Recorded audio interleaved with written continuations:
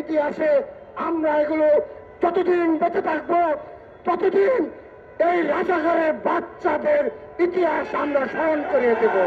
আমরা সবার সম্মুখে ঘোষণা দিচ্ছি, ছাত্রদল শান্ত থাকবে না।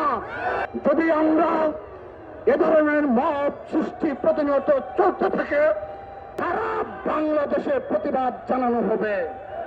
সারা বাংলাদেশের রাজপথে ছাত্রদল তার প্রতিবাদ জানাবে এবং সে কারণে এ ধরনের গুপ্ত রাজনীতির কারণে যদি বাংলাদেশ অস্থিতিশীল হয়, তার পুরোপুরি দায়ভার জামাত শিবিরকে নিতে হবে। বারবার চেষ্টা করেছে ছোটখাটো কোনো ঘটনাকে কেন্দ্র করে ক্যাম্পাসকে অস্থিতিশীল করার জন্য। আপনারা লক্ষ্য করে দেখবেন, এই মিটফুট হাসপাতালে যে অনাকাঙ্ক্ষিত ঘটনা ঘটেছে, তার প্রতিবাদে গুপ্ত সংগঠন ইসলামী ছাত্র শিবির ঢাকা বিশ্ববিদ্যালয় সহ কোনো ক্যাম্পাসে তারা মিছিল করেনি। 1971 সালে যেভাবে ছাত্র সংঘের ভূমিকায় অবতীর্ণ হয়ে বাংলাদেশের স্বাধীনতার বিরোধিতা করেছিল, মা বোনদের ইজ্জত সম্মান হানি করেছিল, সেই একই ধারায় তারা আজও গুপ্ত রাজনীতি অব্যাহত রেখেছে।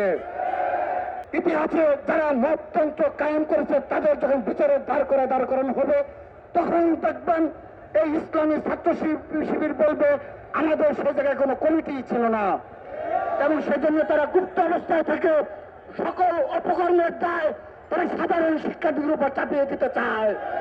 পরবর্তী বাস্তবতায় বাংলাদেশে তারা খুনি হাসিনার সরকারের সাথে আঘাত করে এই বাংলাদেশের রাজনীতি করেছে।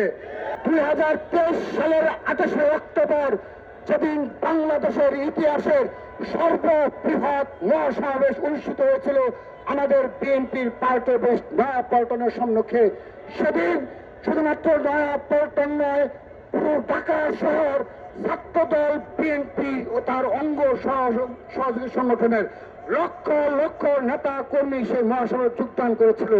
কিন্তু সেই সূচনার লগ্নে আইন শৃঙ্খলা রক্ষাকারী বাহিনী এবং ফ্যাসিবাদের দূষণরা সরাসরি হাজার হাজার গুলি চালিয়ে আমাদের শীর্ষ নেতৃত্বকে হটিয়ে দেয় এবং আমাদের বেশ কয়েকজন নেতা কর্মীকে হত্যা করে সেই 28 অক্টোবর আপনাদের মনে রয়েছে।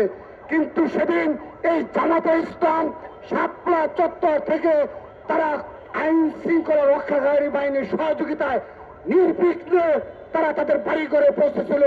তাদের মিছিলে কোনো হামলা হয়নি, তাদের মিছিলে কোনো গুলি চালায় না, লাঠি পেটা পর্যন্ত করে না। ইতিহাসে আমরা এগুলো যতদিন বেঁচে থাকবো ততদিন এই রাজাঘরের বাচ্চাদের ইতিহাস আমরা স্মরণ করিয়ে দেব। তারা এ ধরনের 28 অক্টোবর সহ যুগে যুগে এ রাজনীতি তারা করেছে।